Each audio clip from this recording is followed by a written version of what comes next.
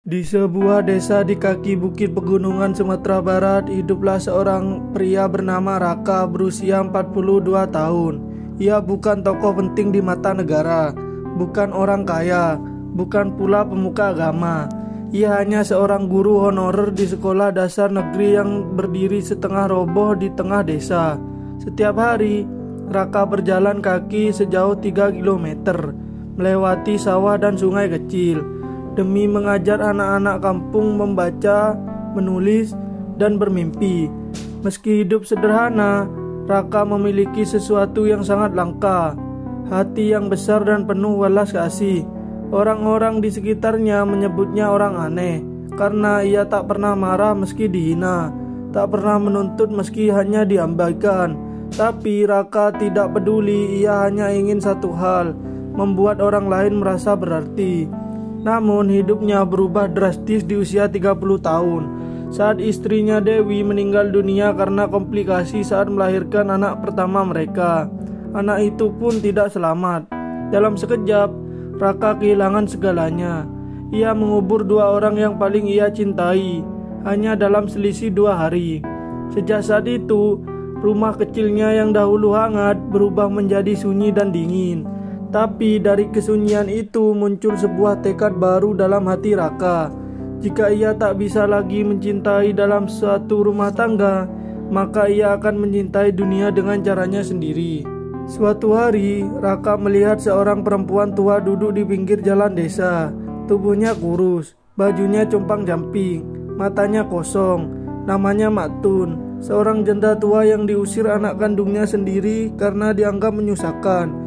Ia tidur di musola desa, makan dari sisa pasar, dan diperlakukan seperti beban. Tanpa banyak kata, Raka mengajak Maktun ke rumahnya. Ia memberikan tempat tidur hangat, makanan layak, dan sesuatu yang mengejutkan. Ia meminta Maktun menikah dengannya, tapi bukan dalam arti biologis atau resmi.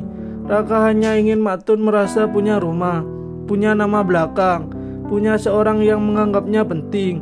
Dan satu-satunya cara yang bisa ia pikirkan adalah, aku ingin menikahimu agar tak ada lagi orang yang bisa merendahkanmu. Desa pun geger, banyak yang menertawakan, bahkan mencaci.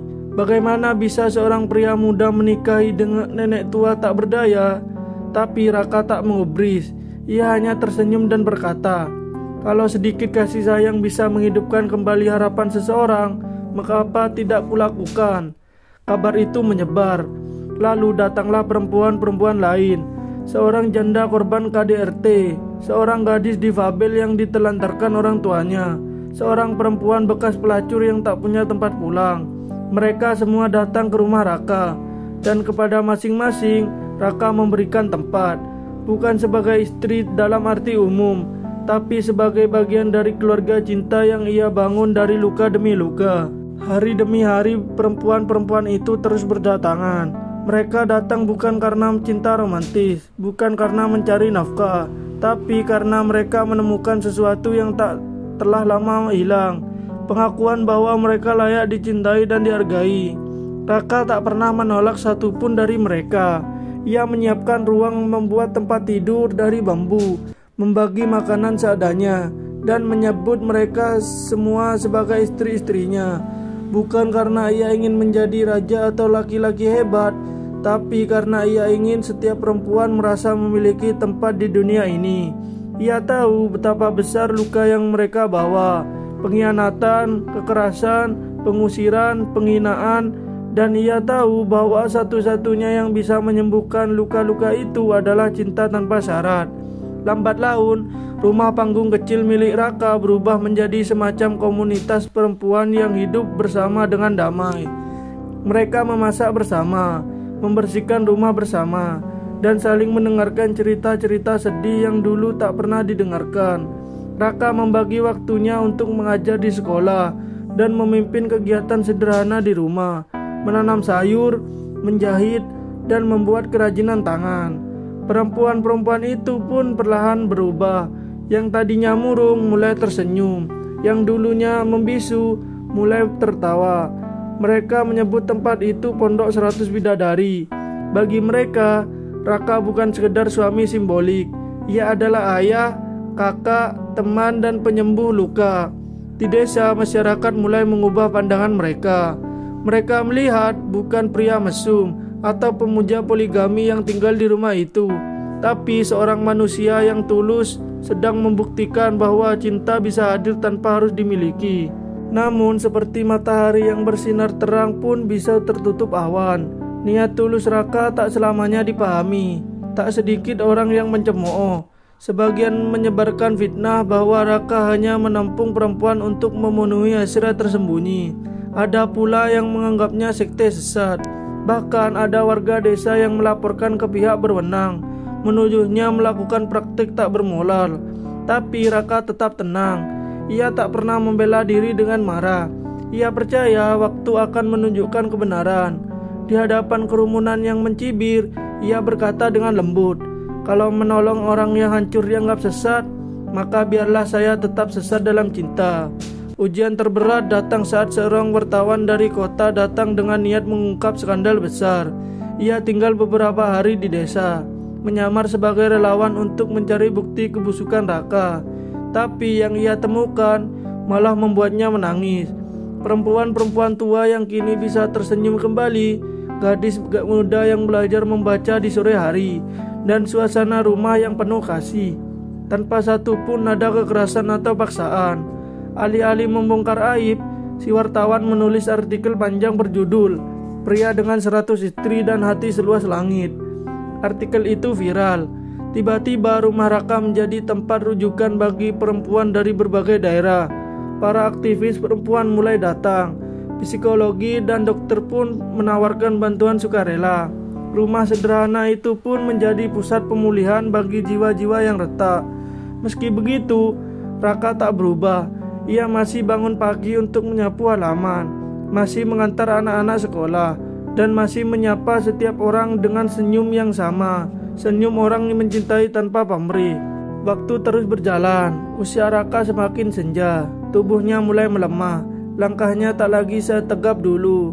Namun semangatnya tak pernah padam. Ia masih bangun sebelum matahari terbit, menyeduh teh untuk para istrinya, dan menyapa mereka satu persatu dengan nama panggilan kesayangan. Di rumah yang makin padat itu, tak ada satupun yang merasa dilupakan. Tapi takdir pun mulai menunjukkan tanda perpisahan. Di usia 60 tahun, Raka jatuh sakit. Tubuhnya digerogoti oleh penyakit yang tak kunjung diketahui secara pasti. Para perempuan yang dulu ia selamatkan kini bergantian merawatnya, menyuapinya, memijat kakinya, dan menangis diam-diam di malam hari. Mereka sadar orang-orang memberi mereka kehidupan perlahan sedang mendekati akhirnya. Suatu sore yang tenang, di bawah cahaya matahari yang menembus celah-celah jendela bambu, Raka memanggil seluruh perempuan di rumah itu. Dengan suara pelan, ia berkata, "Kalian bukan istri-istriku. Kalian adalah cermin dari cinta yang pernah Tuhan titipkan padaku. Jika aku pergi, jangan menangis. Teruskan cinta itu dan temukan perempuan lain yang butuh pelukan seperti kalian dulu." Tak lama setelah kata-kata itu, Raka terpejam untuk selamanya. Ia pergi dalam senyum, dikelilingi oleh 100 perempuan yang mencintainya bukan karena harta, bukan karena tampang, tapi karena jiwanya yang tak pernah berhenti mencintai. Pemakaman Raka menjadi lautan air mata.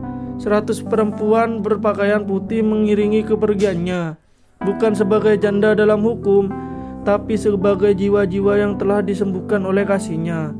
Hari ini, Pondok 100 Bidadari masih berdiri, dipimpin oleh para perempuan yang pernah merasa tidak layak dicintai. Kini mereka menyebarkan cinta dan pelukan ke desa-desa lain. Mereka mengadakan pelatihan trauma healing, membuka rumah aman untuk korban kekerasan, dan mengajarkan satu kalimat yang mereka pelajari dari Raka. Setiap perempuan layak dicintai, bukan karena tubuhnya, tapi karena jiwanya yang tak pernah berhenti berjuang. Kadang cinta tidak harus dimiliki, tapi dibagikan. Raka telah membuktikan bahwa satu hati bisa menyembuhkan 100 luka. Bukan karena ia hebat, tapi karena ia tulus. Maukah kamu menjadi Raka dalam versimu sendiri? Jangan lupa like, komen, share, dan subscribe. Peace out.